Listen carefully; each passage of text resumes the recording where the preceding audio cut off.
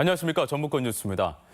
주말인 오늘 친환경의 의미를 되새기는 다양한 행사들이 열렸습니다. 재활용 쓰레기로 생활용품을 만들어 보기도 하고 물고기를 방류하며 생태계 보존의 의미를 다시 생각하는 하루였습니다. 한범수 기자입니다. 커피 찌꺼기를 비료로 재활용해 나만의 화분을 뚝딱 완성합니다. 쓸모없이 버려지던 지관통은 금세 그럴듯한 꽃병으로 변신했습니다. 어제와 오늘 이틀 동안 도청광장에서 열린 그린웨이 환경축제. 아무 생각 없이 버리고 나던 쓰레기를 어떻게 줄일까 시민들이 머리를 맞댔습니다. 폐비닐 수거 대란을 겪은 지 얼마 되지 않은 시점. 지구 환경을 위해 어떤 노력을 해야 하는지 다시 한번 확인하는 기회가 됐습니다. 쓰레기가 이렇게 잘 활용되고 그런지 몰라서 그냥 버렸는데 이렇게 활용되니 뭔가가 환경이 보호되는 느낌? 물길을 가로막는 둑과 보로, 곳곳이 동강난 전주천. 천변을 따라 어린이들이 행진을 벌이며 물고기가 오갈 수 없는 죽은 강을 자연에게 되돌려주자는 외침을 전달합니다. 방생한 물고기가 보에 가로막혀 바다와 강을 오가지 못하는 현실을 지적하며 콘크리트 보철거를 촉구했습니다. 다니면서 얘기를 해주고 있어요. 물도 깨끗해지려면 쓰레기도 덜 버려야 환경도 깨끗해지고 지구도 안 아프다고. 아침 저녁으로 쌀쌀하던 것이 엊그제 같은데 오늘 무주의 낮 기온이 31.7도까지 오르는 이상 고온이 관측됐습니다. 임실도 29.6도를 기록하는 등 도내 전역이 30도를 오르내리면서 온난화가 부쩍 진전된 것이 아닌가 하는 우려가 높았습니다. 기상청은 휴일인 내일 오후부터 이틀 동안 비가 내리면서 기온이 다시 정상을 되찾을 것으로 전망했습니다. MBC 뉴스 한범수입니다. 장수 군수 부인이 민주당 공천에서 배제됐습니다. 민주당 전북도당 공천관리위원회는 어제 회의에서 장영수, 오재만, 양성빈 등 3명의 후보를 장수 군수 경선 대상으로 확정하고 논란이 됐던 최용득 군수의 부인인 이영숙 후보는 공천에서 제외하기로 했습니다.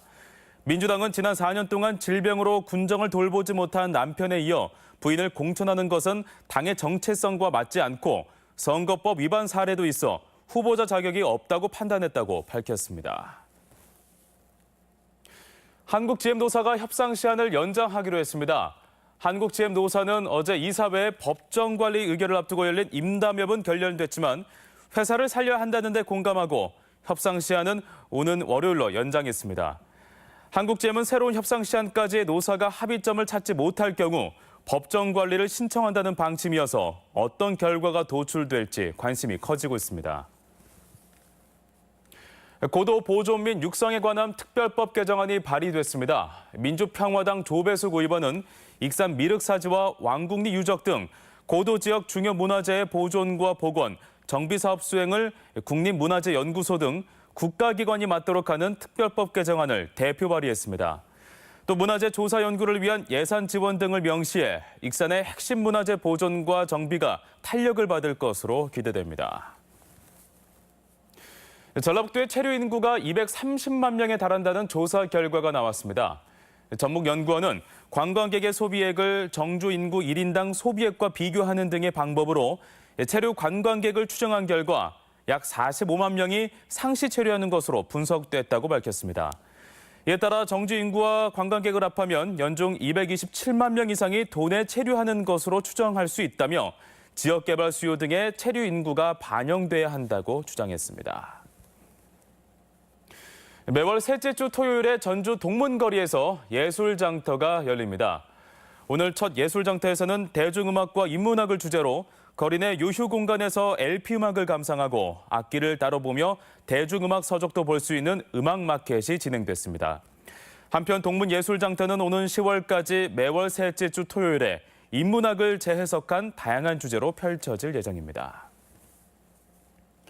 혁신도시 조성으로 재산세 등의 수입은 크게 증가했지만 공공기관이 납부하는 지방세는 미미했습니다.